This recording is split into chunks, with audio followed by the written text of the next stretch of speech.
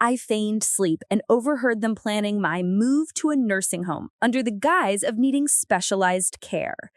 They were whispering like teenagers, except they were mapping out my future without me in it. He'd handle the paperwork, she'd coach the nurse practitioner, and together they'd nudge my tests just enough to make me look worse. After 30 years of marriage, I learned my husband's inside voice was the sound of betrayal. The first few days were devastating. My heart felt like a dropped casserole, but I pulled myself together and decided they weren't going to get away with it. If you're ready for this journey, make sure you hit that subscribe button and give this a like so you don't miss the updates. And let me know in the comments what city you're watching from. It's always lovely to see where everyone is. I'm 62, a retired community college librarian with a titanium knee, a stubborn spine, and a spine of the other kind that took decades to earn. The knee came from an ill-advised attempt at pickleball last spring, sponsored by my girlfriends and 2 mimosas. The other spine, well, that showed up the night I pretended to nap in my recliner and listen to my husband and my caregiver plot my transition. Here's the layout. We live in a ranch-style house in a sleepy part of Ohio.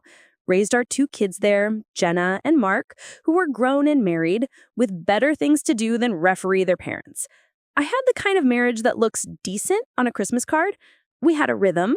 He grilled, I gardened. I reminded him to schedule his colonoscopies. He forgot. He liked to watch old westerns. I liked anything with a British accent and a teacup. We were the pair in restaurants who didn't need to talk much. I thought that was comfort. Turns out it was silence. After my knee surgery, I needed help with showering, laundry, and the million little things you never think about until your body says, not today. Enter Tiffany, 28 with glossy hair, a gummy smile, and scrubs so tight you could read her blood type. She came from an agency with friendly pastel flyers promising dignity, safety, and care tailored to your unique needs. She called me Miss Lydia until I told her that made me feel like a kindergarten teacher. Then she switched to MSL, which had a pep to it. I appreciate it. The first 2 weeks were fine, even sweet. She brought me a paper cup of bouillon I didn't ask for and adjusted the thermostat without me asking. She laughed at my stories and said she loved vintage books, which is a cute way to say anything printed before I was born. Then, the little red flag started flapping. My pillbox was rearranged one morning. Tuesday's compartment was empty and it wasn't Tuesday. She said she'd bumped it and picked up the pills without counting. My walker's brake knob was loose the next day. Tiffany swore she'd never touched it. My husband, Tom, began hovering in the hallway when she was getting me dressed, just keeping an eye out. He'd never bothered with my clothing before unless it was stained with spaghetti sauce. I started noticing text messages on his smartwatch, which he bumbled with like a man discovering fire. You free later? Haha, you're bad. He said it was a contractor about the roof. Sure, roofing emojis are hearts now. I shrugged off the first wave of suspicion because love is a powerful anesthetic, and because I was tired of feeling like a burden. When your body slows down, you compensate by smiling more, apologizing more, asking for less. After all, I reasoned, Tom's been there through my mother's stroke, through Mark's teenage DUI scare, through everything. People have off seasons. So I made my chamomile, scrolled past a few worry beads on Facebook, and told myself to let it go. 2 weeks later, on a Wednesday afternoon, the house smelled like lemon cleanser and resentment. Tiffany had just changed my bandage and accidentally left the bedroom door ajar.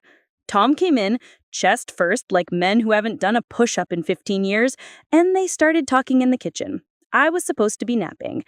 I turned my head toward the hallway and let my hand dangle, a sleeping, viewable position perfected by dogs and Catholic schoolgirls. The whole thing would have been funny if it weren't my life. Her PT evals next Friday, Tiffany whispered.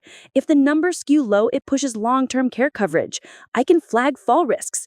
We just need the NP to see the chart notes before she walks in. Tom's voice was smaller than I'd ever heard it. And the tests. You're sure? I've done it. Not like fake, just highlight the limitations, a little exaggeration. It's better for her, too. She'll be safer. You said the facility gives referral bonuses, he said. I'm not doing this for money. She snorted. No one said you are. He sighed. I'll handle the paperwork. Medical power of attorney.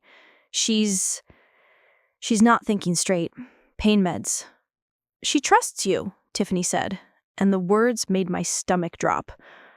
They kept going. Who would pick up my mail, who'd handle the house, how my gardenias would probably not make it. The NP would understand the urgency. The agency could facilitate the transition.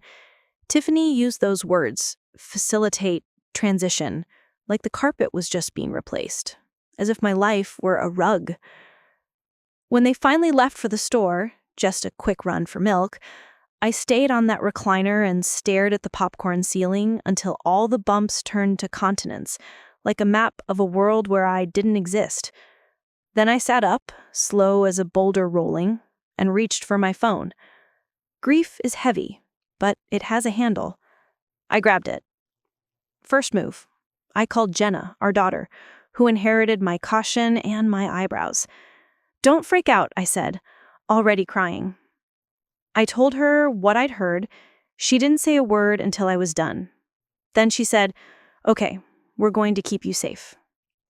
She didn't say, "We're going to keep you married," or "We're going to keep you together." She said, "safe." I needed that. "Don't confront him yet," she added. "Get proof. You always told me, in any dispute, keep a paper trail." "You were listening," I said, and we laughed the strangest laugh. By the time Tom and Tiffany came back from the milk and a suspiciously large bag of sea salt kettle chips, I'd composed myself and asked about their trip like a woman whose head was above water. I smiled. Tiffany smiled back too broadly. Tom kept his eyes on the chips, suddenly invested in sodium. That night, I propped a pillow behind my back and scrolled Amazon with my reading glasses slipping down my nose. Technology is just nosiness with buttons, and I was suddenly very modern. I bought 2 nanny cams disguised as picture frames and a doorbell camera that made our porch look like it worked for the CIA. I created a fresh email under a maiden name variation and ordered the cameras to Jenna's house. Then I opened our insurance portal and read every word like it was Victorian poetry. I learned Tiffany's agency had an accelerated placement program, which is a fancy way to say, your caregiver can steer you like a shopping cart. I bookmarked the page. I took screenshots. I breathed. Over the next week, I performed my role in the play of my life. I moaned when it was time to stand and thanked Tiffany for bringing me water I didn't ask for. I let Tom sit too close on the couch and let him pick the westerns. I didn't ask about his phone. I did make tiny changes. I counted my pills each morning and took a picture of them in my palm with a coin for scale. Trick I learned from cataloging donations. I hid my medical power of attorney form behind the cookbooks and printed out a fresh copy for show. I asked Tiffany sweetly to write her initials on my PT log so I can read your pretty handwriting later, and she obliged, which turned out to be what we call in the library world a primary source. When Jenna arrived Saturday with muffins, we replaced a hallway picture with the nanny cam frame. Another went on the mantle. The doorbell camera was the easy part. Tom thought we were doing it to deter porch pirates. I found it satisfying to protect our packages from hypothetical criminals while filming the real ones inside my house.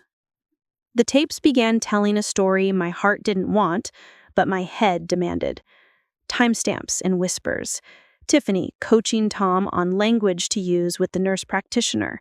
Tom searching facility reviews near me and scrolling to the ones with on-site barbers and happy hour as if this were some retirement cruise I'd signed up for.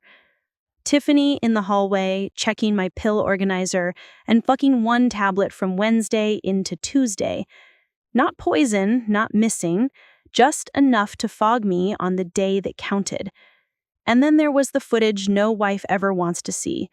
His hand on her lower back as they loaded groceries, a long hug that held too long, a kiss in the dim kitchen when they thought the house was asleep. Betrayal is heavy, too. It didn't have a handle, but I lifted it anyway. I knew if I marched into the living room with the footage that night, I'd blow the one thing I had going for me. being underestimated. So I waited. I planned. I called a lawyer. Her name is Marla, and she looks like if justice wore ballet flats. She used to be a prosecutor. Now she does family and elder law, which sounds like a category at the county fair, but is really the business of saving women like me from men like mine. We talked in her office on a Tuesday morning while I pretended it was a comically big book club and I'd brought the receipts. I showed her the videos. I watched her nostrils flare in a controlled way I found reassuring. "We're not calling the police yet," she said, tapping her pen. "What we have here is a potential scheme to defraud, medical decisions under false pretenses, financial exploitation, maybe even insurance fraud if there's a kickback. But we have to be precise. If we go loud, they scatter. If we go smart, they stick." "What do I do?" I asked. "You take away their levers, freeze what you can, document the rest. You're lucid, clearly, so revoke any medical power of attorney he might try to slide in, draft a healthcare directive that names your daughter, put a hold on any financial accounts he has sole access to, change passwords, and keep filming. Also, call the agency about Tiffany, quietly. Ask for their certifications. Ask for their escalation and referral policies. Don't accuse, just gather." I left with a folder of papers, the feeling of a plan under my arm, and a renewed sense of my own competence. People forget librarians are dangerous. We know where everything is.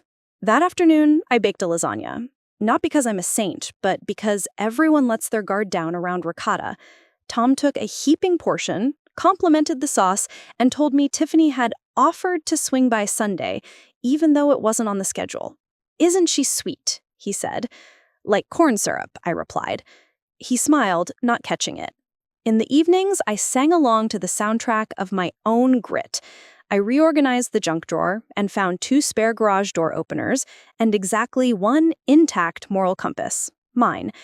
I switched my phone to a new passcode and moved 6,000 photos to a cloud he didn't know the name of. I set up a fresh bank account at a credit union, thank you Marla, and routed my pension there, leaving the old joint account for groceries and betrayal chips. When Tiffany showed up Sunday, she wore a cardigan I'd seen in our footage draped on my husband's chair. She looked at me like I was a library book she'd kept too long and had decided to lose. "Miss L, I brought cinnamon rolls," she said, and set down a box as if sugar could apologize for sin. "Let's do the PT log," I chirped, and handed her a pen. I made her initial times, steps, exertion notes. I walked further than she thought I could, and noticed the flicker in her eyes. Annoyance. Workers in a scheme hate variables. Healthy wives are variables. Monday morning, the nurse practitioner came. Tiffany and Tom had arranged it while I was napping. I wore my good robe and my better brain. The NP was young, with eyebrows too perfect for someone who'd seen real life. She started with small talk and then pivoted to phrases like decline in ADLs and appropriate level of care. Tiffany stood behind her nodding like a bobblehead in scrubs. Tom hovered, trying for worried, landing on sweaty. "Before we go further," I said, "I'd like to show you my PT log." I laid it out like a buffet of facts. "And before you ask me any orientation questions, I'd like to state for the record that I know exactly what day it is, what's happening, and who's in my home." The NP's eyes widened. "Of course. And I'd like to record this conversation," I added, tapping the phone I'd set on the coffee table, "for my medical records." Tiffany took in a breath. Tom coughed. The NP glanced at Tiffany and then at me and seemed to remember which person she was supposed to be assessing. From then on, it went by the book. She tested my strength, asked about pain, evaluated my gait. I did fine. Not Olympic, not tragic. Fine. The kind of fine that does not merit exile. When she left, Tiffany's smile didn't reach her eyes, and Tom went outside to pretend to water plants that had survived harsher droughts than our marriage. That evening, I called the care agency. I put on my retired professional voice and asked for policy statements. They emailed them promptly. Bless the liability culture. Referral bonuses existed. Employees weren't supposed to solicit them. Agencies could request placement evaluations, but clinical staff were to remain neutral. I forwarded the email to Marla, who replied with the thumbs-up emoji, the 2025 equivalent of a battle cry. Over the next week, I continued collecting. My cameras caught Tiffany on the phone with someone at the facility, using phrases like, "family has agreed," and "we just need to formalize." Somewhere there was a paper trail. I rummaged gently. Women of my age know how to snoop without lifting fingerprints. Check the Schreider bin for signatures, the car for parking stubs, the pocket of a jacket that doesn't belong to the person wearing it. I found a brochure from the facility under the passenger seat floor mat and a sticky note with a date that matched my projected discharge. They thought they were smart. They were sloppy. On Wednesday night, I sat with a cup of peppermint tea and rewatched The Kitchen Kiss. It made something in me burn clean. Not rage, resolve. I wrote a list titled What They Underestimate and listed my memory, my friends, my daughter, my lawyer, my ability to bake and scheme simultaneously, my tolerance for discomfort, my patience, my printer. I added last, my willingness to do what needs to be done. Thursday morning, I told Tom I wanted a date night. It's been a while, I said, voice soft. Let's try that place with the booth seats. My knee likes booths. He stared at me, surprised and relieved and guilty. Sure, he said. That'd be nice. It would, I agreed. And wear the blue shirt. You look handsome in it. You can judge me for this next part. I needed him relaxed. I needed him to believe the version of me that needed rescuing by him. He's always liked that version. I spent 3 hours setting the stage for Friday. Passwords secured, files printed and labeled, videos queued, a USB drive in my robe pocket. I asked Tiffany to come early Friday to help me get ready. She said sure, her voice a touch too bright. She thought she was dressing me for my removal. On Friday morning, Tiffany arrived with coffee I didn't drink. She laid out a dress and a cardigan, chatting about the weather and the cute fall festival upstate. I nodded, as if my life weren't an episode of a show where the heroine had a secret audience rooting for her. At 10, the doorbell rang. I already knew who it was. The facility coordinator, clipboard, polite smile, hands that had ushered women like me into rooms that smell like bleach and air freshener. She stood in my living room and said my name with a question mark at the end. Before you start, I want you to meet someone, I called out. Tom, could you join us? He came in wiping pretend dirt off his hands. Tiffany stood behind me. Great, I said. We're all here. I reached into my robe and felt the smooth edge of the USB. My pulse ticked like a metronome. I imagined Marla's neat handwriting on legal pads. I pictured Jenna sitting on her couch, phone in hand, ready. I smiled like a woman about to pass around dessert, because in a way, I was. I set my laptop on the coffee table, opened the folder labeled with the most boring name I could think of, Recipes Old, and double-clicked. The first clip loaded. Tom and Tiffany in my kitchen, whispering about my future like it was a package shipping ground instead of a life. The coordinator's smile slid off her face. Tiffany froze. Tom made a sound that wasn't a word. Please sit, I said. We're going to have a very honest conversation. I pressed pause and looked each of them in the eye, one by one. My voice was calm, librarian calm, mother calm, a woman with proof calm. I pressed pause and let the silence bloom. Tom stared at the carpet. His hands trembled. Lydia, he whispered, and I saw the boy he used to be slip behind his eyes. Don't, I said. Not yet. We're not doing confessions without structure. The coordinator stood. I think I should go. I think you should stay, I countered, for 5 minutes. Then you can go knowing what really happened here. She sat. I looked at my husband, at the caregiver, who had seen my body and my vulnerability, and decided it was leverage. I felt the weight of 30 years settle on my shoulders and then slide off, like a coat I'd outgrown.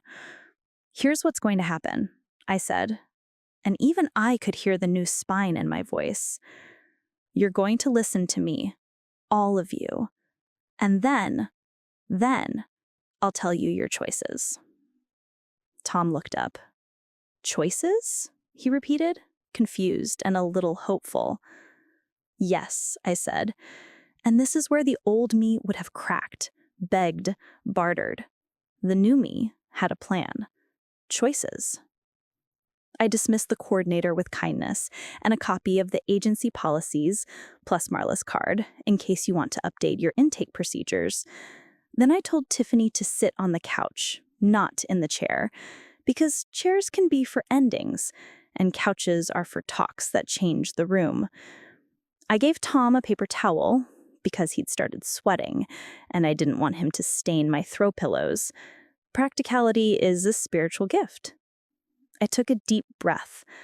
The next words were going to redraw the map of our lives. I thought of the years, the holidays, the casseroles, the quiet nights where I thought silence meant safety. I thought of my children, whose hearts had room for both parents, and my own heart, which had room for me. I'm not going to the facility, I began. I'm not giving up my home. I am not surrendering my agency. You tried to make a choice for me, and now I'm making choices for you. Tom opened his mouth, closed it. Tiffany glared, then glanced at the laptop like it was a snake. I have enough here, I tapped the USB, to make a very loud complaint to your agency, to your licensing board, to the insurance carrier, and to the police, if it comes to that. I also have enough to file for separation with cause, and to notify every relative who ever believed you were the stable one at Thanksgiving. Tom winced. But, I added, and their heads snapped up because but is the hinge on which fortunes swing. I'm also a practical woman. I don't need to be cruel when I can be clever.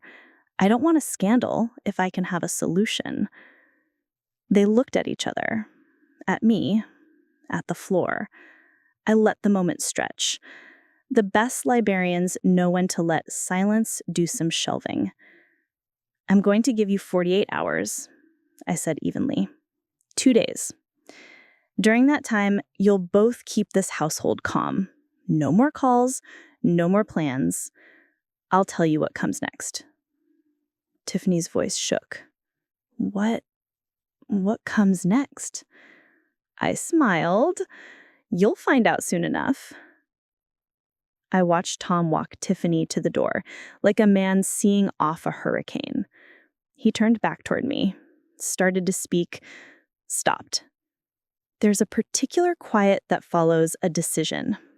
It has weight and shape. It sat with us while the afternoon light changed across my living room. That night, I slept the best I had in weeks, not because I was done, but because I finally recognized my own reflection again. A woman who could catalog her enemies, label them accurately, and put them exactly where they belonged. The next morning, I called Marla. I'm ready, I said. She didn't ask what I meant. She said, come in, bring the footage. I showered without help for the first time since the surgery, determined and shaky and laughing a little at myself when I almost slipped. I dressed in my, business blouse, the navy one with the starched collar, and I put on lipstick like armor. I drove to Marla's with the radio off, listening to the way my car sounded under my hands. Steady. Mine. In her office, we drafted the documents. A clear revocation of any prior medical power of attorney in favor of Jenna, a notarized healthcare directive with explicit language, a letter to the care agency requesting Tiffany's immediate removal from my case, pending investigation, and a timeline, annotated, of video clips and quotes. Marlo read it all, line by line. She said, "You are very thorough." I replied, "I taught freshmen how to cite sources. I believe in documentation." We also discussed options that felt like chess. Report, sue, negotiate. If your goal is safety, control, and some measure of poetic justice, there's a way to structure this that keeps you in your home and leverages their fear of consequences into compliance.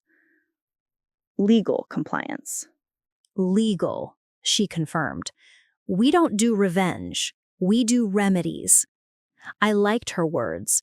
Remedies are what you take when you're sick. I'd been sick with betrayal. It was time for medicine.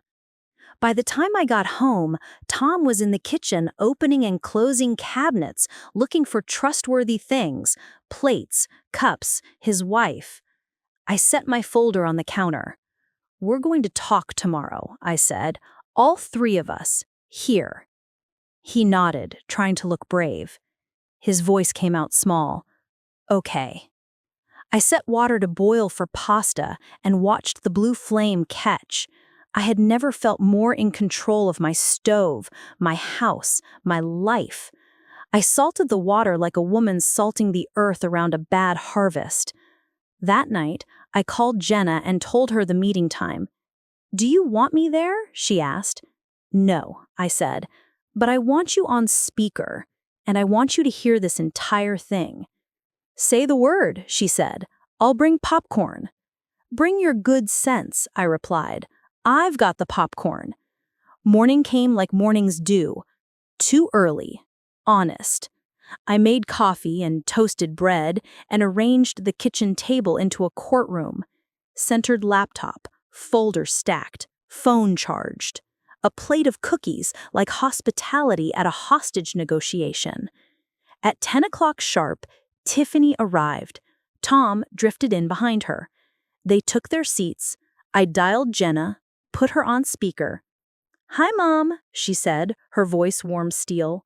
"Hi, honey," I answered. I looked at the faces in front of me. Two people who had misunderstood my body for a project and my home for a replacement refrigerator they could wheel out. Two people who had never met a librarian who had enough. "I'm going to show you a few things," I began, tapping the laptop. "Then I'll lay out two paths. You will choose one." Tom swallowed. Tiffany crossed her arms. I hit play. The clips rolled, their voices, their plans, their kiss, their small jokes that suddenly sounded like crimes. When it was done, I didn't speak, neither did they. Even the refrigerator decided not to hum. "I know this part is hard to hear," I said, eyes on Tom, "but it's important. The truth is about to come out, and it's going to be glorious." I closed the laptop, put my hands flat on the table, and said, "Now, your choices." And that, my friends, is where I paused, because sometimes life gives you a moment that begs for a cliffhanger. Mine did, and I took it. I let the silence sit like a judge with a raised eyebrow. Then I folded my hands, looked at my husband, and the woman who had bathed me with one hand and texted him with the other, and said in a voice that would shush a stadium, "Here are your choices, and we're going to be very, very clear." Tom swallowed. Tiffany straightened, arms crossed like a teenager. "Choice A," I said, sliding a neat stack of paper from my folder. "I file formal complaints today, with dates, videos, transcripts, and the agency's own policies. I notify Adult Protective Services and the State Nursing Board. I report potential fraud to our insurer and the facility. I also file for legal separation on the grounds of attempted financial exploitation and infidelity with the footage to back it up. Then I call our kids and tell them exactly what you two have been doing. That route ends with police reports, hearings, likely job loss, and a very public mess." Tiffany's face went white under her makeup. Tom stared at his knuckles. "And choice B?" he croaked. "Choice B," I said, and I let it land. "You both work for me." They blinked. I let my words breathe, then continued, crisp. "You keep me in my home. You provide care, real, competent, daily care, under my daughter's and my lawyer's oversight. For free." I looked from one to the other. "As long as I need it. You will cook, clean, drive, schedule, lift, monitor, fetch, and fuss. You will be on call to my needs and whims, and I will have many, until the day I release you." My voice didn't waver. "In exchange, I hold my complaints in escrow. If you keep your end, the reports stay sealed in a folder. If you fail, the folder opens." Tiffany's mouth dropped open. That's not legal." "Oh, it's very legal," I said, tapping the second stack. "We're not talking about punishment. We're talking about a voluntary civil agreement with restitution. You two fix what you tried to break. You provide labor you wanted to extract from me on my terms. You agree in writing. You do it with counsel. You can refuse. I met her gaze dead on. Refuse, and I choose A. Accept, and you keep your licenses, your freedom, and your precious secrets. Tom rubbed his temples. I don't know if I can. Let me simplify, I said, leaning forward. I showed you the recording of your conversation. So here's your choice. Go to jail or take care of me for free for the rest of my life, catering to every one of my whims. You could have heard the cat 2 houses down stop purring. Jenna's voice crackled on speaker, steady as a lighthouse. Mom's not bluffing. I have copies of the footage and the complaint letters. If she says go, I hit send. Tiffany shot a look at Tom that said, "She can't do this to me," which made me smile because the me in that sentence used to be me. I have a career, she hissed. I have a lease. I can't just be your maid. Caregiver, I corrected sweetly. And you can move your schedule around. The agency will understand when they receive my letter requesting your immediate removal from my case pending an investigation. They'll be happy you found alternative work while they comb through your notes with a magnifying glass. Her eyes flashed. You'd ruin my life. No, I said evenly. You tried to ruin mine. I'm offering an off-ramp. Tom finally looked at me. Really looked, and found the woman who used to sit cross-legged on our bed with a stack of library-bound mysteries, always 10 pages ahead of him. Lydia, he whispered, this isn't you. Oh, sweetheart, I said, a little sad. This has always been me. You just forgot. He rubbed his wedding band, then stopped, noticing how that gesture felt on a day like this. What does work for you mean exactly? I slid the top page across the table. A schedule. Monday through Sunday, split shifts. Tiffany covers mornings, meds, laundry, breakfast, PT exercises, appointments. Tom, you cover afternoons and evenings, meals, shopping, household maintenance, bedtime routines. Nights are on call. You'll both complete a refresher caregiver training on your own time, approved by my lawyer. You'll keep logs. You'll sign logs. Every week, you'll present them to Jenna for review. Any errors will be addressed in writing.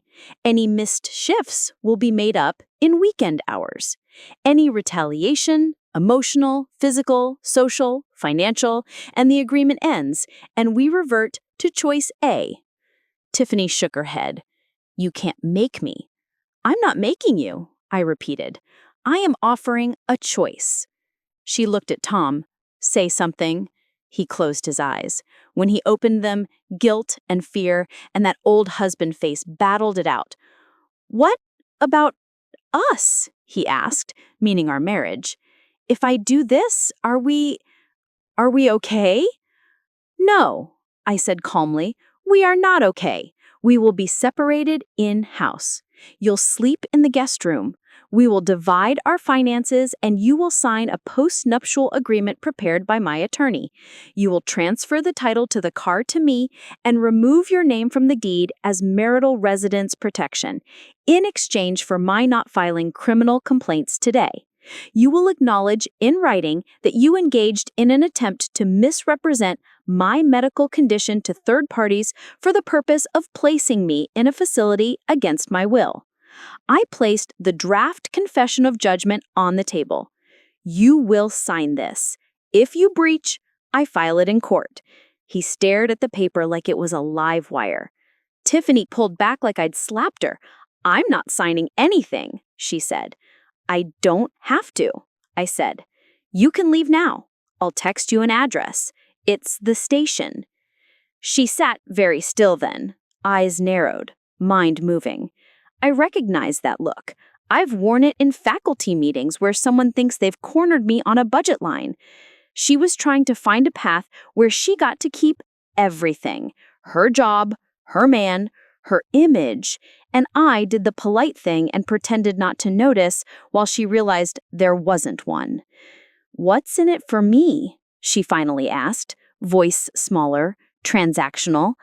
"Room to breathe. Your future. If you keep your agreement for 1 full year, I will send a letter to your agency noting your improved care and professionalism during that period. I will include no details of this meeting. I will consider the matter resolved. If you breach, all bets are off." "And the relationship?" she asked, flicking her eyes at Tom. "That ends," I said. "Today, in writing, you will sign a no-contact agreement with my husband outside this house, and inside it, you will maintain professional boundaries, or I will redecorate this place with printed transcripts." Tom buried his face in his hands. Jenna spoke gently. "Tissany, you exploited a vulnerable patient. You coached a family member to exaggerate symptoms. You tried to manipulate a medical evaluation. These are career-ending decisions if they go public. Mom's offering you work, not revenge. If you think you can pull rank here, you're not reading the room."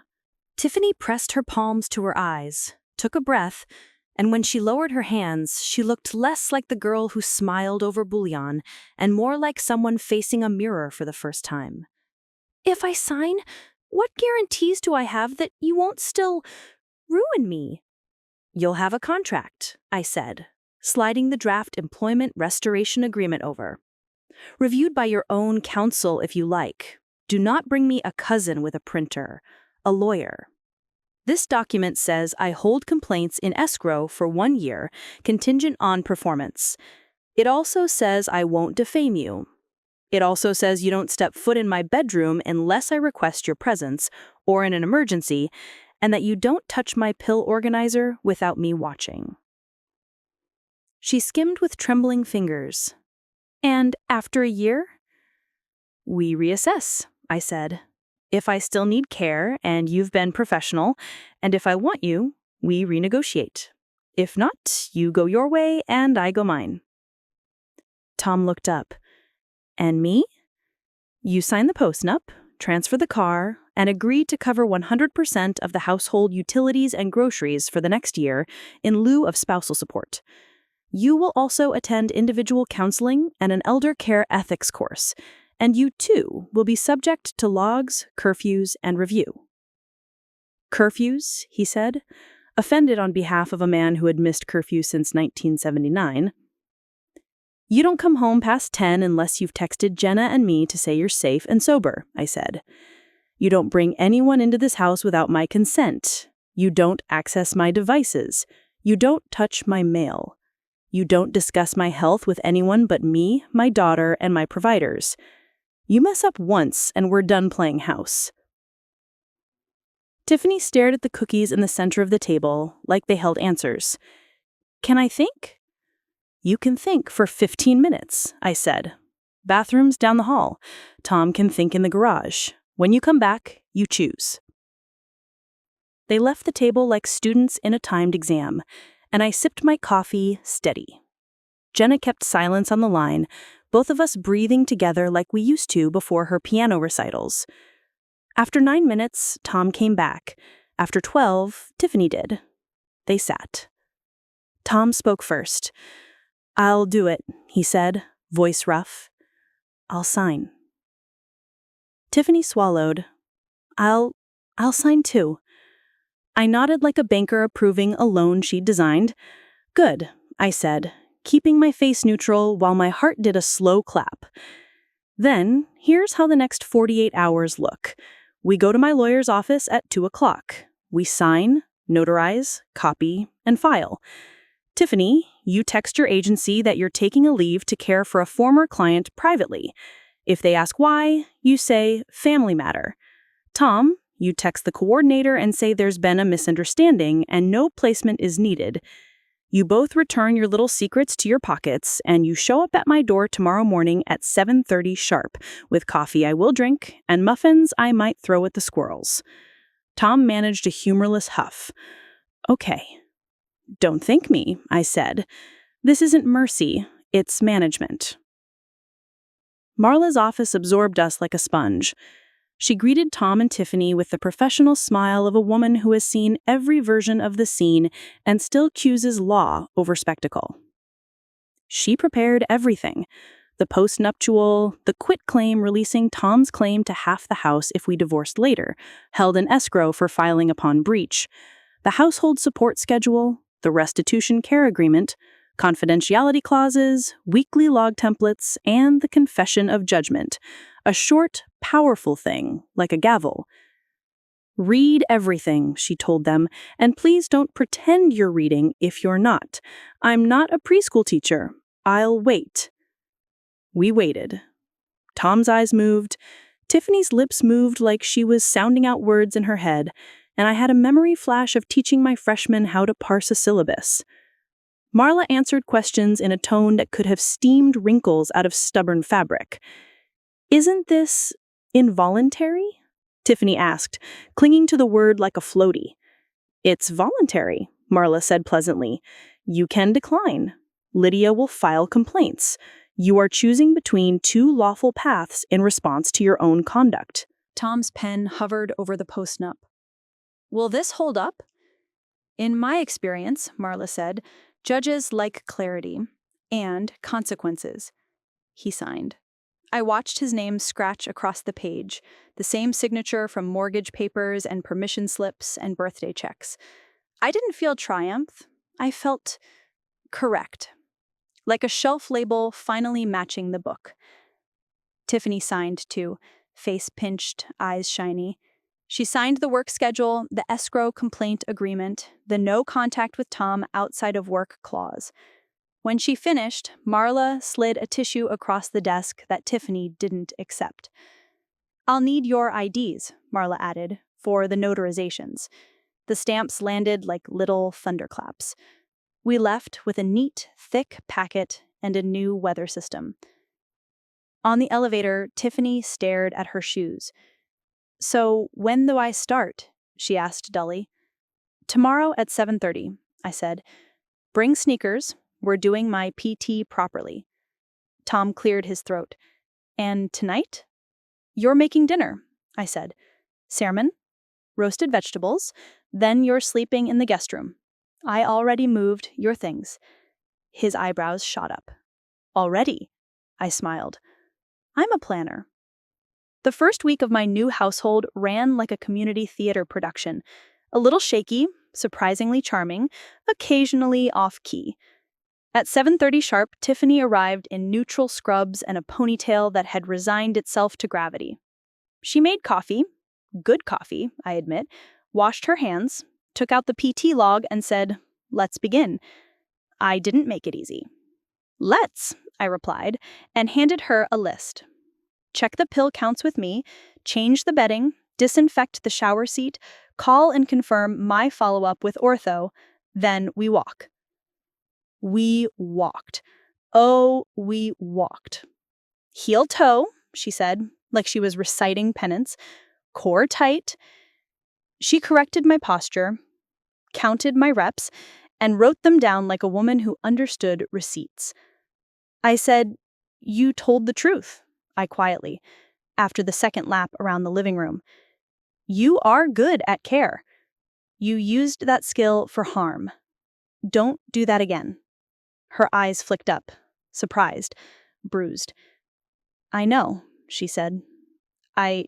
She stopped, mouth tight. "You don't have to explain," I said. "You just have to do better." That afternoon, Tom learned the choreography of a clean kitchen, the language of calendars, the art of using a grocery list without substituting 5 bags of kettle chips for vegetables. He came home with salmon and a pinched look that said the store had felt like a moral maze. He cooked it properly, to my irritation, because it is easier to write off a man when he burns dinner. We ate at the table we'd used for birthdays, behavior charts, and budget talks. I told him to pass the salt, and he did, and the ordinariness knocked the wind out of me. After we ate, I slid across another paper, a list of whims I'd promised them. Whims? Tom asked, wary, like I was about to demand he whittle me a canoe. Whims, I confirmed. I did say every whim. It's all within reason and all legal. I pointed to the list. Item 1. I want my sunroom painted the yellow from our honeymoon cottage in Michigan. You will match it. Item 2. I want fresh flowers in the house every week. Nothing expensive. Farmer's market is fine. Item 3. I want the yard cleaned and trimmed like it's going to be on a garden tour. Item 4. I want my book club back in this house, snacks included, and I will be on my good couch, in real pants, with hair done. Item 5. I want to try pickleball again by spring. Carefully. Tiffany looked stunned. That's not what I expected. What did you expect? A bell I rang when I want ice chips? No, I want my life back. She nodded once quick. Tom stared at the list like a map he wished he'd learned to read earlier. Yellow it is, he said. And one more whim, I added, smirking. Every Friday afternoon, we dance in the kitchen. Motown. Nothing sleazy. It is non-negotiable. Tiffany's mouth twitched. That I can do. Good, I said, because I haven't danced in my own kitchen in months, and that's a kind of death. By week 2, I had a rhythm. Mornings with Tiffany, meds, breakfast, PT, appointments, calls. Afternoons with Tom, errands, meals, chores. Evenings with me, a book, a neighbor, a foot up, a laugh. Jenna stopped by on Saturdays with her kids and random inspections, clipboard and all, leaning into the bit with glee. She'd ask Tiffany to recite my medication list and ask Tom to show her the grocery receipts. They complied like contestants on a very dull game show. There were missteps. Tiffany forgot to clock one afternoon and had to make up the hours on Sunday. Tom missed a counseling appointment and rescheduled under my arched eyebrow. But the logs grew, thick and obedient, like a file that knew it needed to be perfect. Of course, it wasn't all chore charts and salmon. I'm still a woman whose husband touched another woman in the shadow of my kitchen light. That shadow doesn't leave because you balance a checkbook. Some nights, I lay in bed and let tears trail into my ears like little rivers, because grief's a landscaper. It will carve you whether you want it to or not. But I refused to drown. I would feel it, name it, and then sit up and write 3 things I had because of me. My health improving, my lawyer in my corner, my porch bright with marigolds Tiffany planted under my direction while I sat and sipped lemonade like a petty queen. And then there were the moments where I let myself be funny. Humor is a permission slip for sanity. On the 3rd Friday, I put on my old Delphonics playlist, propped my cane against the counter, and told them to move. Tom shuffled like a man being audited by rhythm. Tiffany, who is 28 and therefore has a spine that bends like a willow, surprised me with a shy smile and a good 2-step. I laughed. I hadn't heard my laugh fill my kitchen like that in too long. I laughed and for a second forgot the footage and the lies and just existed. Woman, 62, dancing in her kitchen, alive. Halfway through the month, the agency called me for a client satisfaction survey. I took the call on speaker while Tiffany wiped down the counters. How would you rate your overall experience? The rep asked, chipper. Mixed, I said. Your policy documents are clear. I let the word hang like a bell. But I experienced a caregiver who attempted to nudge my assessment in a direction that would have benefited your referral partnerships. I'm handling it privately for now, but I'd suggest a refresher on your ethics module. The silence on the other end was informative. We take that very seriously. I know you do, I said. That's why I haven't written my letter yet. Tiffany's shoulders tensed and then lowered as I continued. We'll revisit in 6 months, I told the rep. Good day. I hung up and looked at Tiffany, who looked back at me like she was mapping a new border inside herself. "I deserved that," she murmured. "You deserved a lot worse," I said. "Don't make me give it to you." She nodded. "I won't." We didn't talk about it again. We didn't have to. Every time she initialed the log next to a completed task, she was saying the words without saying them. I know what I almost did. I'm choosing otherwise. Tom's counseling began to produce small, visible changes. He described them gruffly, like they hurt, which they probably did. Once, washing dishes, he said, "The therapist asked me when I started seeing you as a problem to be solved instead of a partner." He stared at the suds like I might be hiding in them. I didn't have an answer. "You don't have to answer me," I said. "Just don't do it again." He nodded. "I don't want to lose this house," he said, a small life raft of a statement. "I already lost the version of it where I trusted you," I said. "You'll have to build a new one. With yellow paint." We were quiet. He rinsed, I dried. Sometimes marriage is just two people doing the dishes and deciding not to shatter. The first real test came on a Wednesday when my knee decided to be dramatic and the pain crested like a wave that wouldn't listen. I needed an urgent appointment. Tiffany called, got me in same day, and got me there safe. She advocated correctly in the office, using the right language, no nudges, no exaggerations. She held my hand when the NP adjusted the brace and said, "You're doing well." In the car, she turned off the radio and said, "Do you want quiet or chatter?" I said quiet. We drove in a silence that felt like a truce. When we got home, she brought me tea and hovered with that fidgety impulse to fix pain we all have when we love someone or owe them something. She asked if she wanted me to start the soup. I nodded. She did. It was decent soup. It tasted like accountability and chicken. And just when he thought he had me backed into a corner, he forgot who he was dealing with. Stick with me, because you'll want to see how this plays out. That line echoed in my head later that evening as I sat with my foot up and watched Tom do the laundry properly. Detergent cap filled to the line, not eyeballed like a suburban witch. He caught me looking and gave me a small, careful smile. "I got the paint swatches," he said. "Bring them here," I replied. We went through 37 versions of yellow. I chose one called Late Light, which felt like a wink from the universe. Tom wrote it down like homework. "I'll start Saturday," he said. "Good," I said. "And while you're at it, fix the squeak in the pantry door." He nodded. "Yes, ma'am." I raised an eyebrow. "Absolutely not." He corrected himself. "Yes, Lydia. Better." By the third week, my strength surprised even me. I matched the PT goals I'd been expected to fail. My gait improved. My balance got cheeky.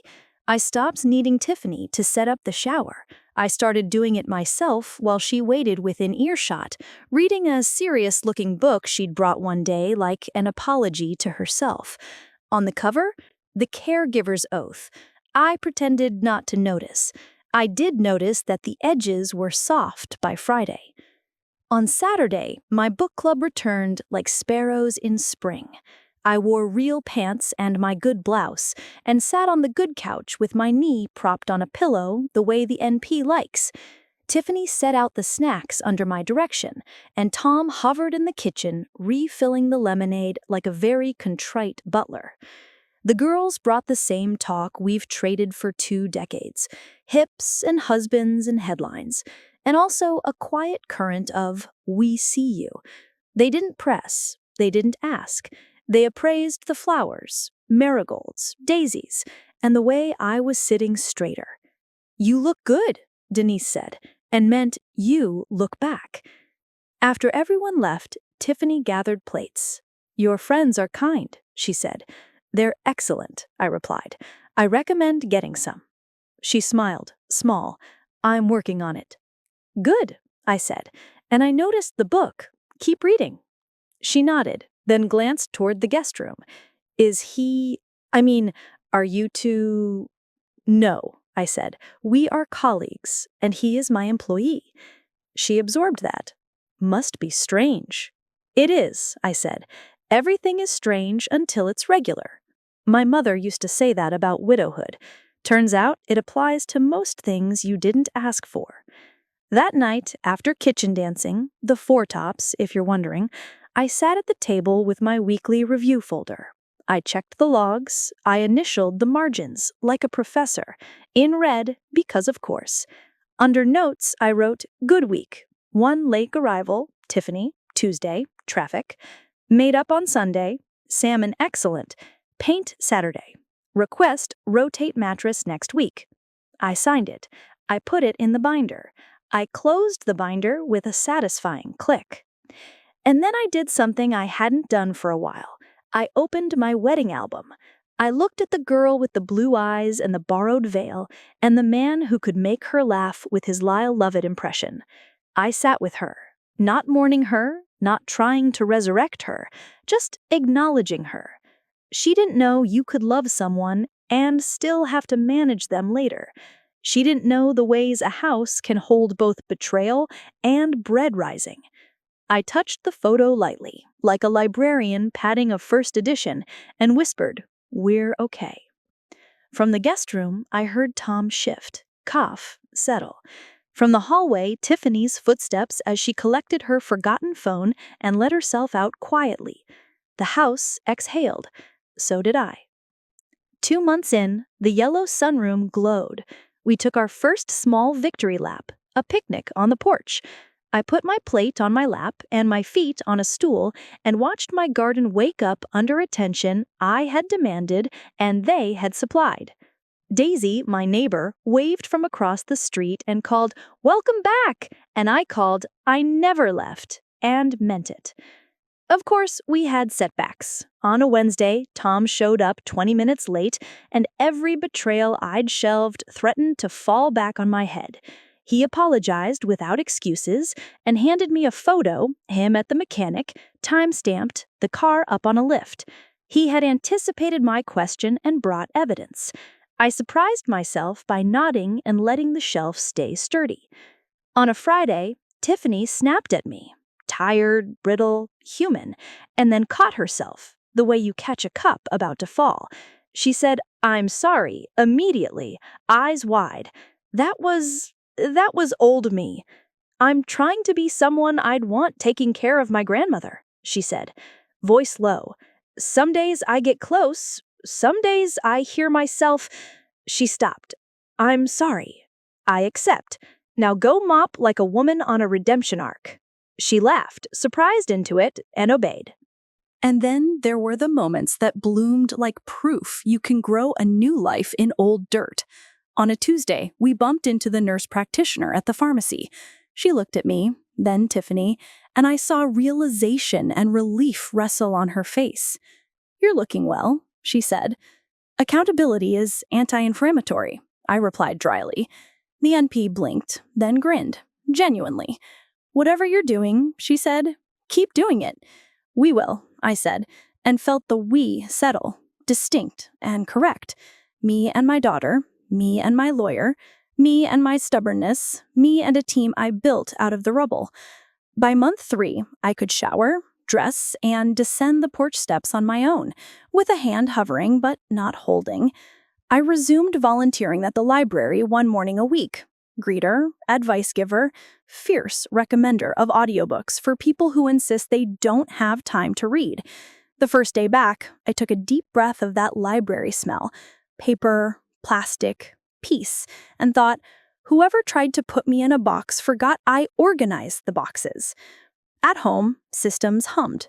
Chore charts, grocery lists, a budget that stopped hemorrhaging money into restaurants we ordered because we were too tired to cook. Jenna's Saturday inspections turned more playful. She started docking points for dishwater left in the sink, adding bonus points for fresh flowers in the bathroom. Tom took it to it with the grumpy competence of a man who has decided he can be good at anything if the alternative is losing his house. Tiffany slimmed her schedule elsewhere and stopped wearing mascara to work. It smeared when she cried, and she cried sometimes. quietly, in the bathroom, getting rid of grief she couldn't name yet. I let it be. Not my job to fix her. My job to make sure she did hers. And every Friday, we danced. At first, I insisted. Then they started the music before I could nag. Last Friday, Tom spun me gently by the fingertips, and I didn't stumble. We both laughed, and in that second, I saw not forgiveness, but something more practical. Muscle memory for a life where intimacy doesn't require trust, only rhythm.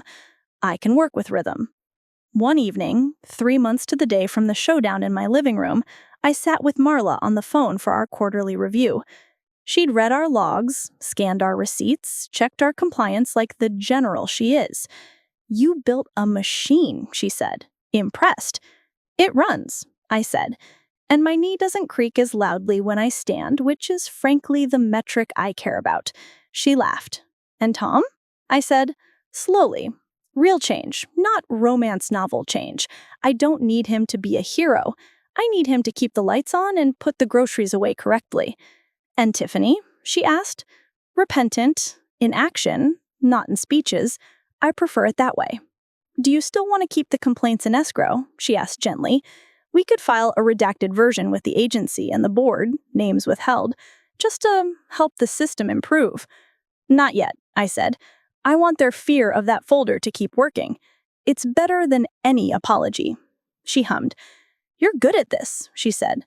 "I was always good at this. I just didn't know I'd need it here."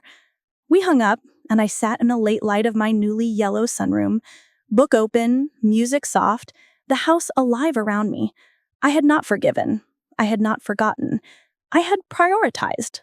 I had built a life inside a consequence, which is not as poetic as love, but is sturdier like a farmhouse table that can take a beating and still hold your dinner. The timer on my phone dinged. Time for meds. I stood, counted out my pills with the satisfying click of plastic, and called, "Tiffany." She appeared, notebook in hand, ready to initial the log and ask how the knee felt, and fetch the throw blanket I like. Tom from the kitchen, 5 minutes on the roasting carrots, like a man who now times things. Reader, I smiled. He was about to get exactly what he deserved, and I had a front row seat. Don't go anywhere. The first truly weird side effect of having my husband and my former caregiver on my payroll of consequences was the way the neighborhood recalibrated around us. Daisy across the street stopped bringing over her suspicious tuna casseroles and started bringing clippings from her peonies. The mailman lingered to scratch the dog and shoot me a look like, "You good?" And I'd give him a crisp nod that said, "I'm not just good, I'm project managing fate." The HOA president, a woman whose personality was 70% covenants, slowed her walk enough to notice the new flower beds, the painted sunroom, the lack of ambulance visits. She sent me a smug little note. "The property looks improved." I hung it on the fridge under a magnet shaped like a cow and grinned at it when I poured my morning coffee. The house itself felt different. Even the walls seemed to stand up straighter. It's amazing what accountability does to drywall. We kept the routine. Tiffany at 7:30 with coffee I like, 1 sugar, splash of almond milk, PT log at the ready, sneakers squeaking on clean floors. Tom at noon with grocery bags, receipts lined up on the counter like soldiers, dinner plans stuck to the fridge with a magnet that says, "Nevertheless," she persisted. My sister-in-law gave me that pre-betrayal. It's a prophecy now. On Tuesdays, Tiffany worked me through the extra set of balance exercises. On Thursdays, Tom cleaned the pasteboards without being told, which is either restitution or witchcraft. Tiffany stopped wearing false eyelashes. It sounds small. It wasn't. She'd come into my bedroom to strip the sheets, and I'd see her face, just her face, unadorned. It felt like the repair work you do on an old house. Pry off the fake crown molding that never fit, and let the structure breathe. She didn't narrate her transformation. She logged hours. That's all I asked. I tried not to enjoy it. I failed. Some pleasures are righteous. About 6 weeks into our arrangement, the phone rang while Tiffany was in the laundry room. I answered on speaker, like I do, because nothing in the house happens in secret anymore.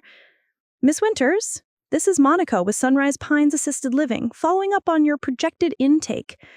I locked eyes with the laundry room doorways so the moment would register.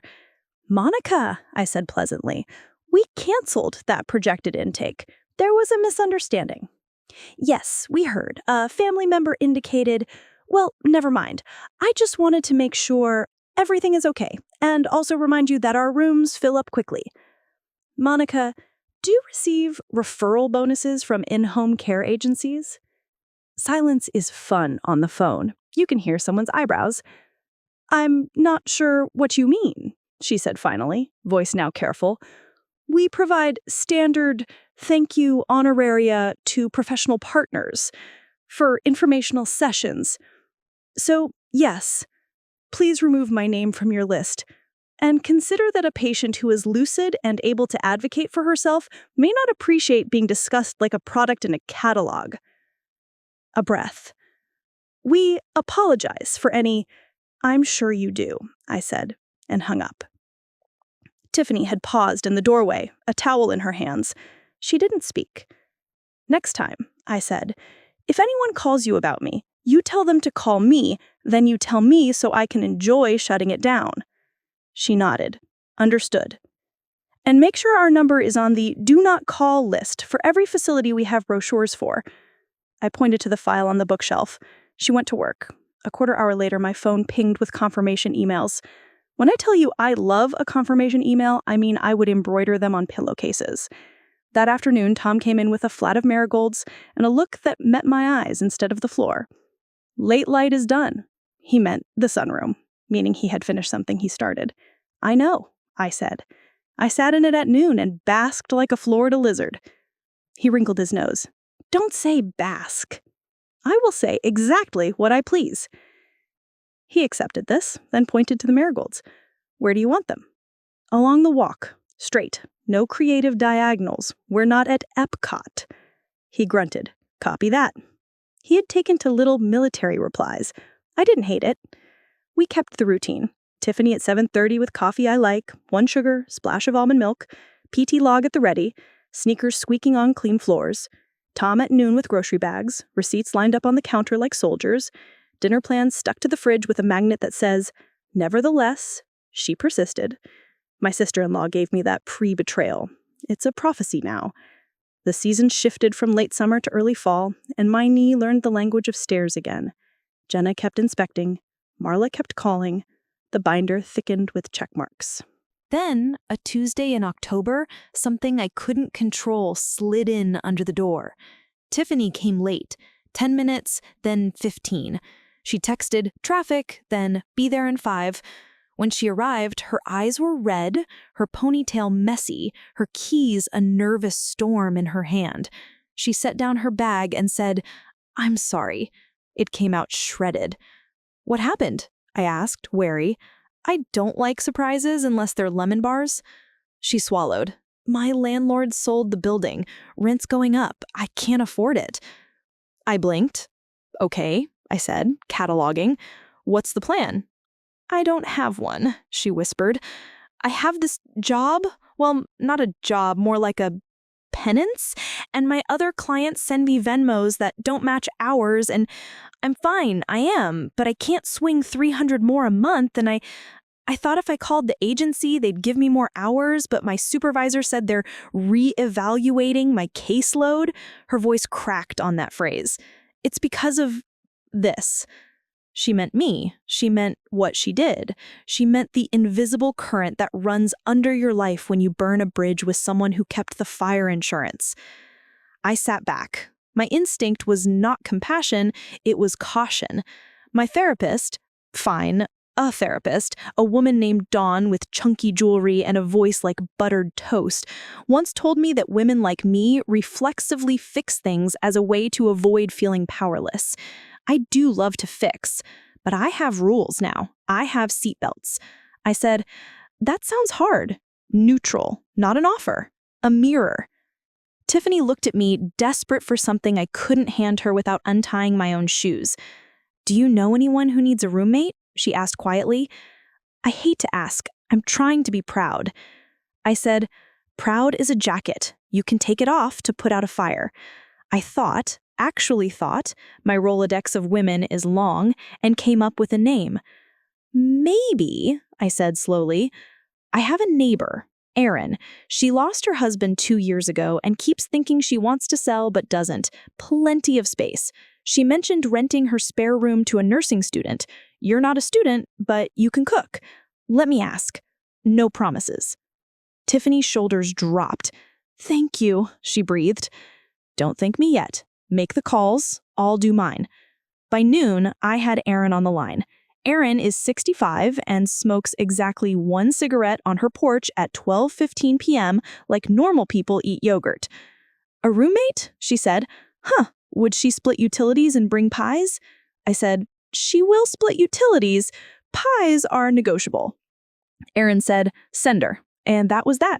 2 days later, Tiffany moved into a sunny back bedroom across the street from Daisy, within eyesight of my porch chair. Sometimes you get to help. Sometimes you get to supervise at a distance. Both can be delicious. Tom carried 2 boxes for her, nothing heavy. Tiffany insisted on the heavy ones herself, and set them down without jokes. He didn't look at her, and she didn't look at him, and I thought, thank God for contracts. When he came back, he stood at the sink and washed his hands like he'd touched a part of the past and needed it off. He asked me, are you okay? I said, I'm fine. Are you? He said, yes, and then surprised both of us by adding, no, it's awful to see someone pay a price you helped set. I tilted my head. Look at you getting acquainted with consequences. He almost smiled. Then he looked at the floor again. Old habits die noisy.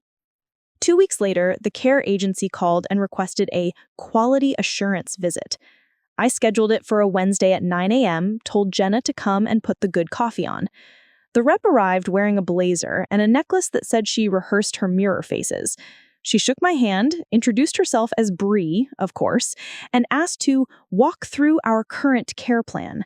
Tiffany stood at the counter, log open, pen ready. Tom hovered at the edge of the kitchen with his neutral face.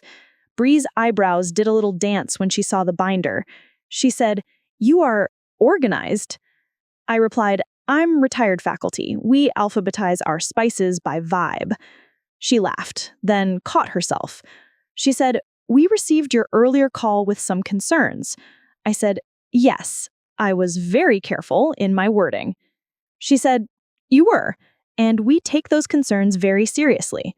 To that end, we're updating our ethics training, and we would like to, if you allow it, use a hypothetical modeled loosely on the scenario you describe for educational purposes. Tiffany stiffened. Tom's jaw ticked. You want to turn my attempted detour to elder jail into a case study? I asked, incredulous. Anonymized, Bree said quickly. No names, no specifics. We'd compensate you for your time reviewing the module. I considered. On the one hand, I do not love being content.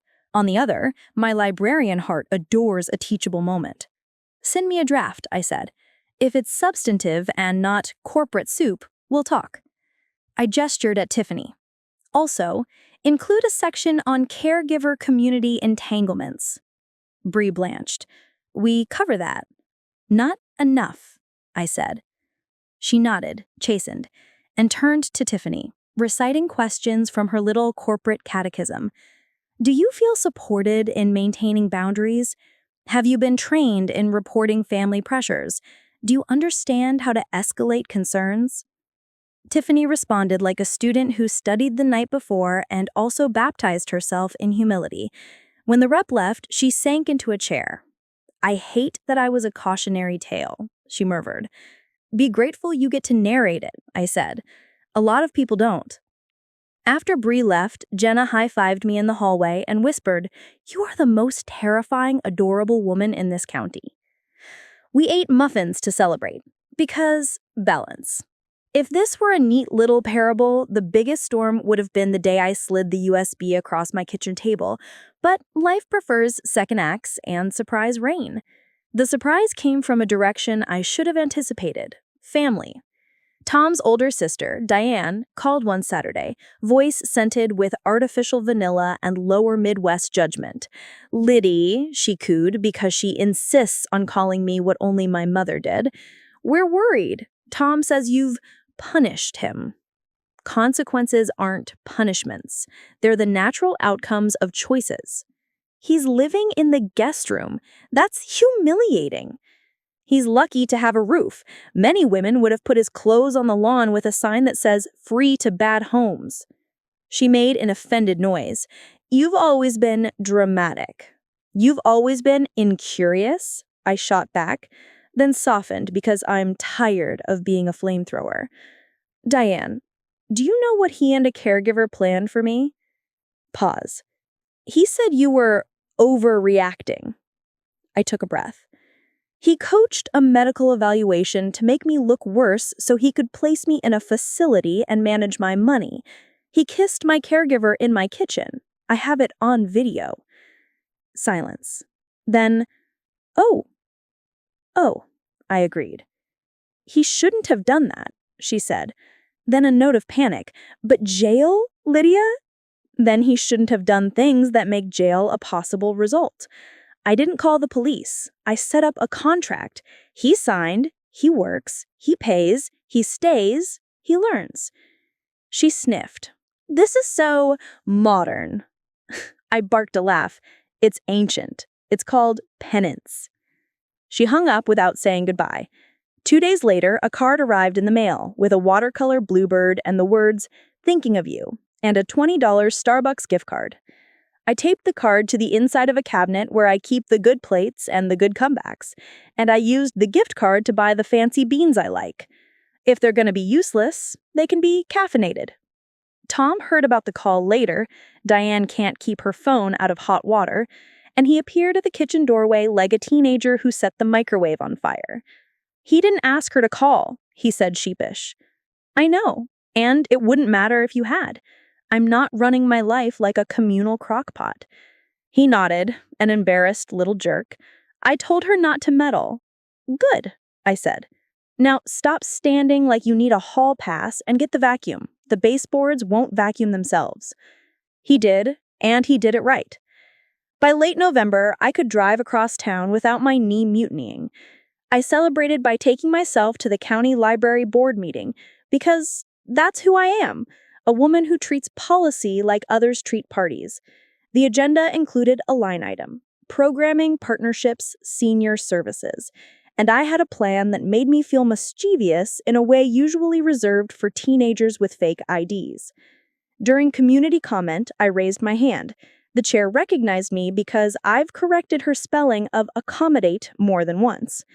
I propose a monthly Elder Independence Lab at the library, a free workshop where older adults and their families can learn how to set up in-home care correctly, what logs to keep, how to manage medication safely, legal forms, and how to spot red flags.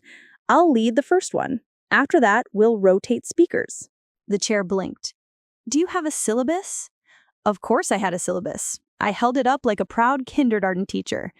The board voted. It passed. The librarian and me high-fived the adventure. When I got home, I told Tiffany and Tom over dinner. "Will you talk about us?" Tom asked, wary. "Anonymized," I said. "Less juicy, more useful." Tiffany set down her fork. "Can I help?" she asked, eyes steady. "Let's see how you handle Q&A," I replied. "Someone will ask about boundaries. You can answer if you mean it." She nodded. "I do." We planned the first session like a gala, without the sequence. Jenna designed a clean handout with boxes and captions. Marla gave me a checklist of things not to say, so my advisory didn't turn into a deposition. I ordered coffee service from Daisy's church ladies and paid with the Starbucks card Diane sent, because if irony won't fund your life, what will? The day of the workshop, 27 people showed up. Gray-haired, bright-eyed, wary, hopeful. I watched them take a seats with the care of people who move carefully because life has pushed them. I stood, smoothed my blouse, and opened with the truth formatted for a public library. "I am here because systems are only as good as the people running them," I said. "And because love without paperwork is how you end up crying in a parking lot." They laughed. They leaned in. I taught like my life depended on it because it had. I held up a binder like mine and explained how to make duplicates. I described how to ask a nurse practitioner to slow down and look you in the eye. I listed the 7 phrases that should set off sirens in your head: accelerated placement, decline in ADLs without context, for your safety, family has agreed, everyone does it, kickback, that one got an eyebrow, and we'll handle it for you. I taught people how to be unpopular and stay alive. Halfway through, a man in the back wearing a VFW hat raised his hand. What if the caregiver and your spouse have a relationship? I let the room breathe. I said, you bring it into the light. You document, you set terms, you decide if you want reconciliation or restitution. They are not the same. You stop worrying about being the nice old person, and you become the clear old person. Clarity scares predators. Clarity comforts good people. Tiffany stood at the side of the room like a penance with great posture. At the end, when I opened Q&A, an older woman with a brooch that could cut glass asked, "Have you forgiven them?" The room held its breath. I'm not a priest. I'm a librarian. Forgiveness is a theology word. My word is restoration. I restore what was stolen from me, my choices, my time, my peace. If forgiveness wants to catch up later, it can apply for a library card. They laughed. Some of them cried. Several gathered around the table to copy my template. One man asked for a selfie with the binder like it was a celebrity. I let him. It's a good-looking binder. After the crowd left, Tiffany helped fold chairs. I'm proud of you, she said, surprising both of us with the intimacy of the sentence.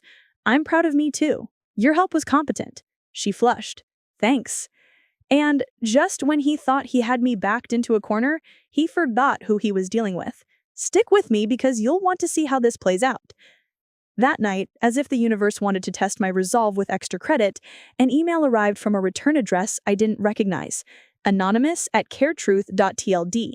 Subject line, we know about Tiffany. Body, pay $5,000 in Bitcoin or we send your videos to the local news and the board of nursing. You all go down. 48 hours. I stared at it and laughed, out loud, in my yellow room. The audacity.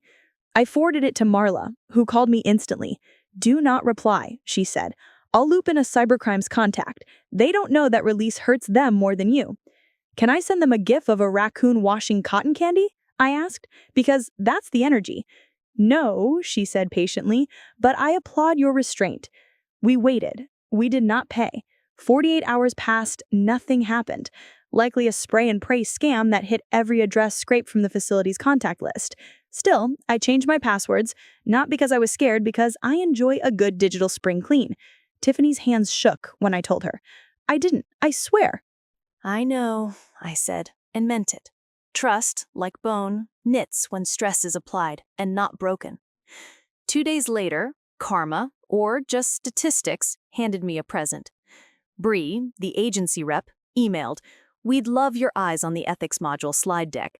Attached, 62 slides of corporate oatmeal, but buried in there, like a raisin in the porridge, a draft policy change eliminating all informal referral honoraria to facilities and tightening staff protocols around suspected family coercion. I sent back comments in track changes with the brutal kindness of a woman who has been to Hell's HOA meeting and survived. I cut the fluff, sharpened the scenarios, added 3 bullet points titled, "When your gut hurts, you call someone with a badge." Bree called me the next morning. "We've never had a civilian give feedback like this." "I'm not a civilian," I said. "I'm your target user who knows where bodies are buried." She laughed, a little horrified and a little delighted. "We're going to implement most of your edits," she said. "Would you consider a small honorarium?" "I donate it to the library's large print collection," I said. "My people need their thrillers in 18-point font." She did. 2 weeks later, the library had a shiny new shelf labeled, in big letters, "For eyes that have seen some things." I took a selfie with it and texted Jenna, "Tell me this isn't the funniest revenge you've ever seen." She texted back 17 heart emojis and a gif of Dolly Parton winking. Then came the relapse. Not mine, Tom's. It started with a phone buzz at 10:14 p.m. He was in the guest room, door ajar, house rule. I was in my room, door cracked, house rule. The buzz came again, and I heard that dun little trip of his on the carpet as he went to silence it. And then in that keen way you get when you live with someone for decades, I knew he wasn't just silencing. He was considering. He was standing at a crossroads, lit only by the dim glow of a mistake you've already made once. I got out of bed. My knee popped, but softly. It knows when to cooperate. I walked down the hall. I stood in his doorway. He looked up, guilty as a teenager with a garage door at midnight. "May I?" I asked, pointing to the phone. He hesitated, then handed it over. On the screen, a name. S. The message: "Saw you at Kroger today. You look good." Not Fiffany, that would have been too on the nose. A different woman. Tom's high school girlfriend. She'd moved back last year. She'd sent him 3 messages over the last month. He hadn't replied. He hadn't deleted them either. He was keeping his options like a man keeps coupons he'll never use. I scrolled without reading further, not because I'm magnanimous, but because I love rules, and one of mine is only read what you need to tighten the screws. I handed the phone back. 2 things, I said. 1, you block her, now. 2, you're adding another counseling session this week. He blocked, he scheduled. He looked at me with an expression not of rage or humiliation, but of, God help me, relief. "Thank you," he said. "I didn't want to do anything, but I wanted to want to do something." I sat on the edge of the bed, uninvited but not welcome. I said, "You like feeling chosen. It got you here. It'll get you again if you don't confide your weakness to someone who isn't the person you're weak for." We stared at the wall. 2 people who used to make babies and now make boundaries. He said, "I'm trying," voice small. I said, "Try harder." And I got up and went back to bed and slept. In the morning, he made cinnamon toast the way I like, butter all the way to the edges, and set it in front of me without a word. Penances come in crunchy, too. Thanksgiving arrived like a parade that smelled of sage and family dynamics. Jenna volunteered to host, I volunteered to bring the bread and the story nobody would ask for. Mark, my son, the quieter one, the peacemaker, pulled me aside into the mudroom while the grandkids made small airplane noises on the floor. "Mom," he said, eyes soft, the way his father's used to be, "are you happy?" Ah, the question. The American efficiency trap. Measure your life by an emotion that fluctuates with blood sugar. I am busy. I am respected in my own house. I am not afraid. Those are better than happy. He nodded because he's mine. "Is Dad?" He trailed off. "He is sandpaper," I said. "Some days he smooths. Some days he scratches. He keeps working." "And Tiffany?" Becoming someone worth keeping? I said, slowly. He took that in. We went back to the kitchen. I watched my children joke with my husband, and my husband laugh in the correct places, and Tiffany refill the gravy boat like she had always been invited. The universe doesn't have to be symmetrical to be just. After pie, I made an announcement. Next month at the library, Elder Independence Lab will host a panel. An elder law attorney, a nurse practitioner, a caregiver, and a formerly misguided spouse. I lifted my glass. We will discuss how not to be fools. Laughter. Groans. Tom raised his water in a little salute, a man who has chosen to be roasted because the alternative is being raw. Later, after the plates were scraped and the kids were wired on sugar, Tiffany found me in the hallway. "Can I be the caregiver on the panel?" she asked. "Are you ready for that?" I asked. Not unkindly. She thought. "Yes," she said finally, "because it's what I need to say to myself." "Then write your notes and run them by Marla. And don't make yourself the hero." She smiled, a little pained. "I won't." December was a collage. Pine-scented cleaning supplies, twinkle lights draped exactly where I said, Tom on a ladder hanging the star with a sheepish balance, Tiffany programming the coffee pot to greet me with warmth at 7 a.m. On the 18th, my neighborhood held our street's tiny holiday stroll. Daisy put out hot cocoa. Erin smoked her 1 cigarette at 12:15, then brought out a chessboard. I set up a table with free printouts, care logs, questions to ask, phrases to reject. People took them. A teenager pocketed 2, probably for a grandmother. I pretended not to see and silently deputized him. At the panel, we filled the library's community room to the fire marshal line and then pretended we didn't. Marla talked law like a woman who sulks when her commas are wrong. The nurse practitioner confessed to times she let efficiency choose for her instead of listening. Tiffany spoke last, voice steady. I saw Miss Winter's vulnerability as an obstacle to my afternoon, not as a trust, she said, and the room rustled with 100 private recognitions. I told myself smoothing the path was kindness when it was control. I will spend a long time proving otherwise. She didn't cry. She didn't posture. She stood where I could see her and didn't flinch from my eyes.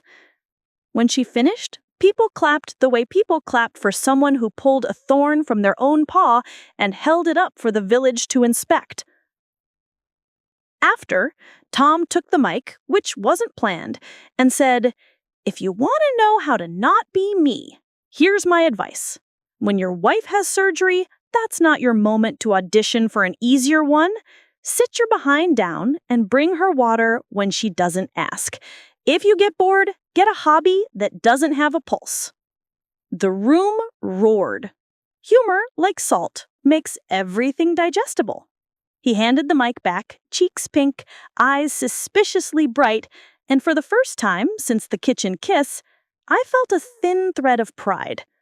Not love, not even like. Pride in a man who, finally, could read a room. We went home. We danced on Friday. We made fudge that didn't set, ate it with a spoon, laughed like civil people. It's a revolution, civility. Then, mid-January, the phone rang. It was Bree. Her voice was tight. "Miss Winters, our state is opening a review into our agency's referral practices. A whistleblower named your case." "Ah," I said, calm. "Would you like my documentation?" "Yes," she said, swallowing. "Yes, please." I looked at the folder on my shelf, the one that had scared 2 people to work for me, and felt a familiar flint strike. My goal had always been to keep my house and my dignity, but systems don't change because you kept your porch clean. They change because you hold up the rot and say, "Look." I pulled down the folder. I opened it. I called Marla. She answered on the first ring. "Ready?" she asked. "Ready," I said. He was about to get exactly what he deserved, and I had a front row seat. Don't go anywhere. The state review didn't creep. It kicked the front door in wearing sensible shoes. By the following Monday, Marla had us in a tidy conference room with a seal on the wall and coffee that tasted like the 1990s. 2 investigators sat opposite us, one with a legal pad, one with a laptop, and asked questions in that calm tone people use when they already know the answers. I slid the binder across the table. I said, "Chronological with cross-references." There are also clips on this drive highlighted to the relevant policy numbers. The laptop investigator raised her eyebrows. "You color-coded the violations?" My love language, I said.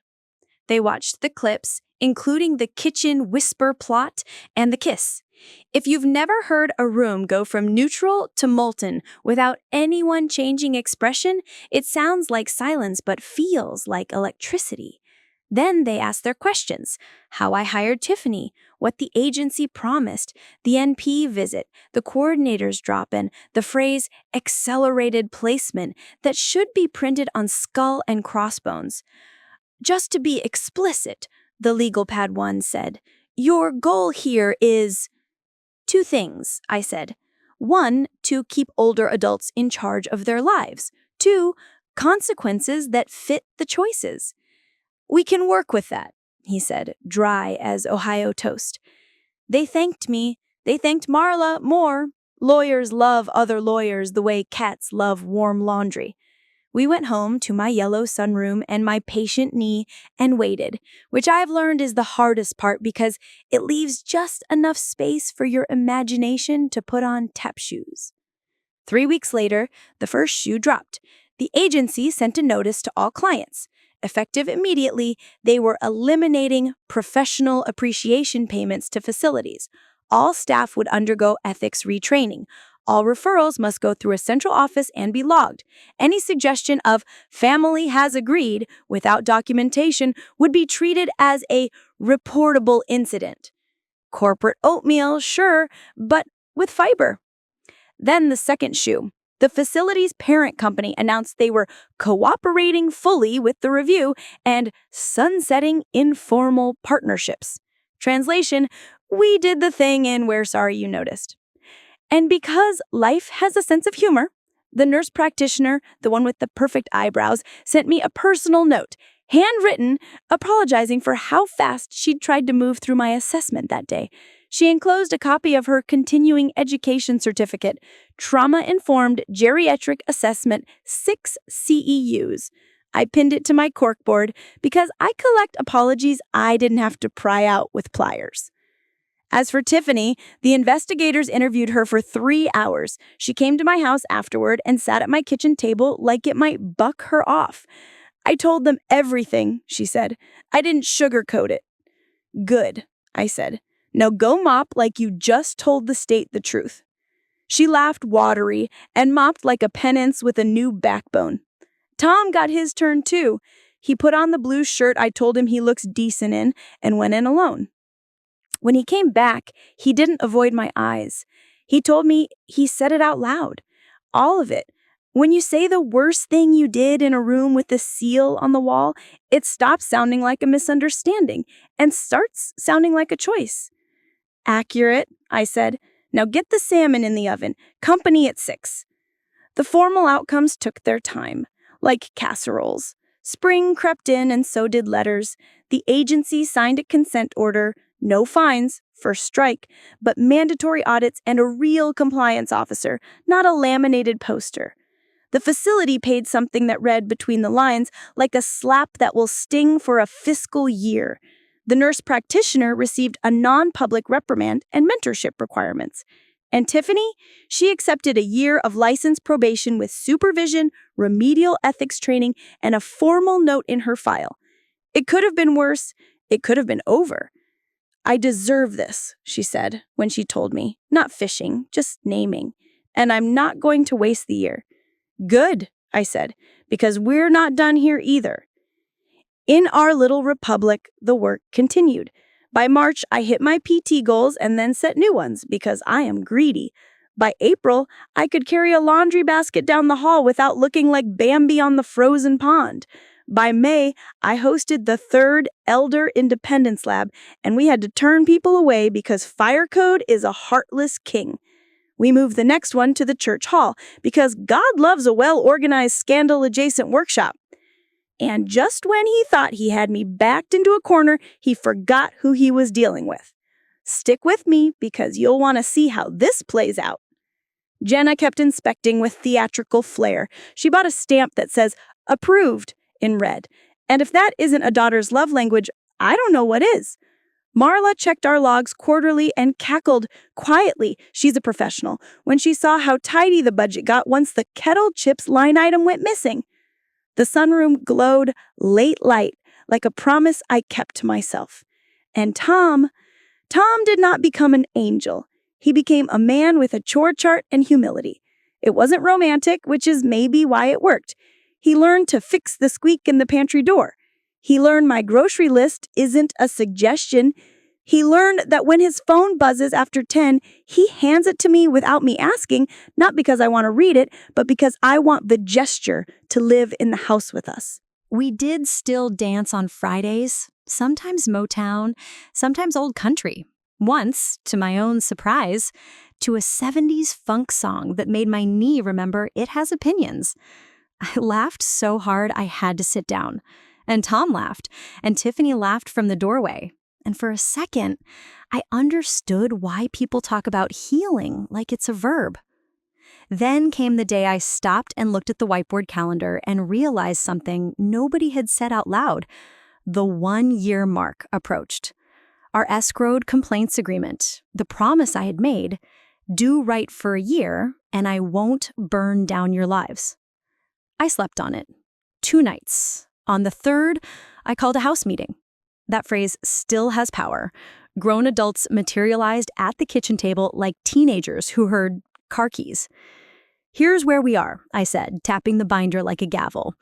You both honored the agreement. There were lapses, timeliness, tone, one unfortunate episode with the garbage pickup schedule, but you corrected them. My health is better. My house is mine. The system knows my name for good reasons. So, next steps. Tiffany's shoulders went up, then down. Tom held the table edge like a lifeboat. Tiffany, I said, your probation is halfway over. You've been competent, respectful, and, most important, boring. I love boring. Effective the anniversary date, I am releasing the escrowed complaints regarding you to permanent storage with a note that says resolved by agreement. I will also send your agency a letter noting your professionalism over the past year. You will not be my caregiver anymore. She blinked. What?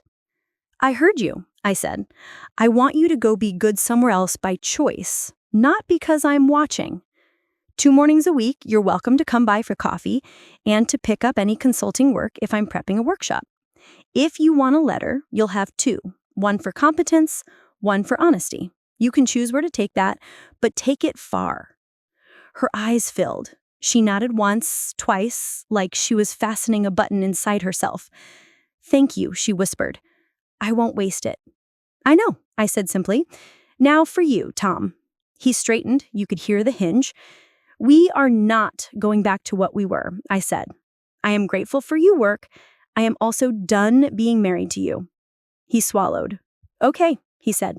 Not a fight, not a plea, just okay. That was perhaps the most adult thing I'd ever seen him do. We are filing for divorce. We already have the postnup. The house is mine. You will move to the condo on Maple by the end of the month. I slid a paper across the table, timeline, utilities transition, keys. For the next 12 months, per our agreement, you will continue your care shifts as paid support at a fair market hourly rate under a court-filed stipulation. After that, we reassess. If you want to keep mowing the lawn, we'll discuss it. If you want to go build birdhouses in Montana, go with my blessing. But my life is not your guilt project. It's my life. He stared down at the page, and a tear fell and hit Tuesday like punctuation. Will you hate me forever? He asked, a voice from a very old room. I don't have that kind of time, I said. I'm busy being alive. He laughed, choked on it, laughed again. That tracks. We signed the papers, clean, efficient, 2 people who once chose each other and were now choosing sanity. He moved out on a Saturday when the light was soft and forgiving.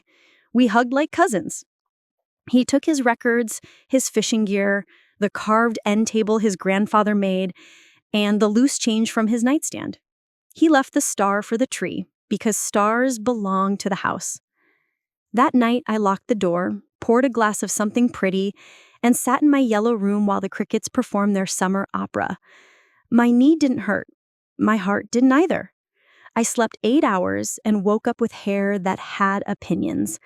Reader, it was bliss. Of course, life still has plot twists. 2 weeks into her new job, hospice, which is where the good ones end up, Tiffany showed up on my porch on a Tuesday with a pie she had made from scratch. She said, I wanted to show you something, shy in that new way of hers. She handed me a thick envelope. Inside, a certificate for completing an advanced palliative care course, a letter from her supervisor calling her a model of ethical care, and an essay she had written for the agency blog, When Doing 4 Becomes Doing 2, A Caregiver's Reckoning.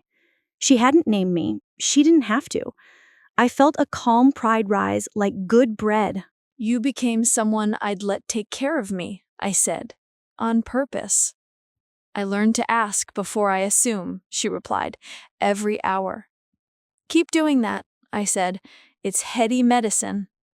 Then she squinted. Did you cut your hair? I did, I said. It doesn't apologize when I wake up. We get along. She laughed. We had coffee, she left for her evening shift, and I watched her cross the street to errands and thought, sometimes justice looks like a competent woman heading to work on time. The Elder Independence Lab kept growing. We had to make a website. Thank you, Daisy's grandson. We added a hotline staffed by volunteers who know the difference between Mama's forgetful and Mama's in danger. The county finally paid attention. They offered us a tiny grant and a bigger room. I taught a module called Polite No, saying it so it sticks. People clapped like I'd cured gout. One morning in August, I got a postcard from Tom, a photograph of a lake with fog that looked like spilled milk, and a note in his small, careful hand. Got invited on a fishing trip, caught nothing, had a good day anyway. Friday dances miss you. I smiled, put it on the fridge, then took it down and put it in a drawer. The fridge is for things that help me cook. The drawer is for things I'll read when I want to remember that people can stop being a crisis. And because the universe adores symmetry, the day before our county fair opened, I stepped onto a pickleball court with my girlfriends again. Same court, different me. I played for 20 minutes without scaring my orthopedist. When I won a point, I did a little jig and yelled, "I want a trophy that says I outlived nonsense." The teenagers next to us clapped like I was a mascot. I basked. Yes, I said basked. It's my life. I pick the verbs. The last thing I did, the thing you've been waiting to hear because we all love a bow at the end, was this. I opened the drawer with the USB drive and the in case of fire break glass folder, and I took a deep breath. I called Marla. "I'm ready," I said. "Ready to?" she asked, not guessing, never assuming. "To close the book," I said, "to file the final letters, to move the complaints from escrow to archive marked resolved, to email the agency my formal feedback without the threat attached." She paused. "That's a big day." "It is, and it isn't, because the real sentence has already been served. A year of giving me back what you took with interest." We met at her office, we signed things, we uploaded things, we printed things because we are not animals. We put the folder on a shelf in her cabinet labeled with my name and the year and the words "closed with remedies." She poured 2 thimbles of decent bourbon into paper cups, and we toasted the way women toast when they've done something unglamorous and magnificent. "To stubborn librarians," she said. "To ballet flat justice," I replied. I walked out into the late light of my own life, got in my car, rolled down the window, and let the air mess up my hair. At home, I put on the 4 tops and danced by myself, badly and gloriously, in a yellow room that didn't exist before I decided to make it. He didn't win. She didn't win. I didn't need to burn their lives down to warm my hands. I built a life around the fire of my own competence and invited people in who could stand the heat. That's revenge, if you want the word. I prefer vindication. Either way, it tastes like lemon bars and long afternoons where nobody hustles you out of your own house. I still keep a binder. I still stamp approved in red when a week deserves it. I still answer my phone on speaker. I still say no with a smile you can't argue with. And on Fridays, sometimes Tom stops by at 6 sharp for the last of his scheduled shifts, and we dance to a Motown song in a kitchen that remembers everything and keeps its mouth shut. You can do a lot with a spine, a printer, and a promise to yourself. Now, your turn. What would you have done in my place? So, another story of my grandmother has end, and be clicking here, you will have when more such stories.